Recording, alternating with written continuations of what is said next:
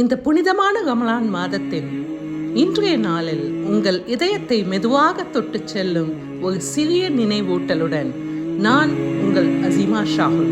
நேற்று நாம் சிறிய நல்ல பழக்கங்கள் வாழ்க்கையை மாற்றும் என்று பேசினோம். சிறிய முயற்சிகள் மெதுவாக மனதை வலிமையாக்கும். இன்று ஒரு ஆழமான விஷயத்தை பற்றி சிந்திப்போம்.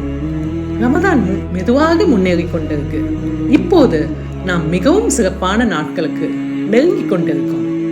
These nights are not ordinary nights. They are nights full of mercy, full of forgiveness, full of blessings. சில நேரங்களில் நாம் தினசரி வேலைகளில் மிகவும் பிஸியாகி விடுவோம்.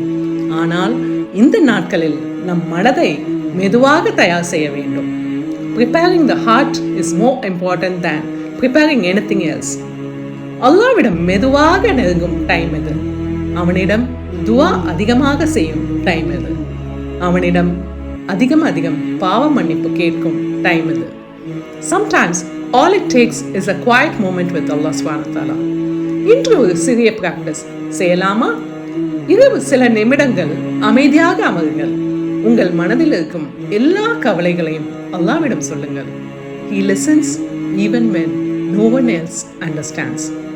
அல்லாஹ் நம் மனதை நம்மளை விட அதிகமா he knows, right? So sometimes peace begins with one sincere dua. Ya Allah, இந்த ரமதான் நாட்களில் எங்கள் மனதை உன்னிடம் நெருக்கமாக்குவாயாக. எங்கள் துவாக்களை ஏற்று எங்கள் வாழ்க்கையில் அமைதியும் நன்மையும் அளிப்பாயாக. ஆமீன் யா ரப்பல் ஆலமீன். These nights are truly special. Do not let them pass without turning to Allah subhanahu wa ta'ala. மனதை ஓபன் பண்ணுங்க, துவா செய்யுங்க. Allah is listening. This is Azima Shahul signing off for today. Inshallah நாளை மீண்டும் சந்திப்போம் இந்த ரமதான் பயணத்தில் இன்னொரு அழகான சிந்தனையுடன். அஸ்ஸலாமு அலைக்கும்.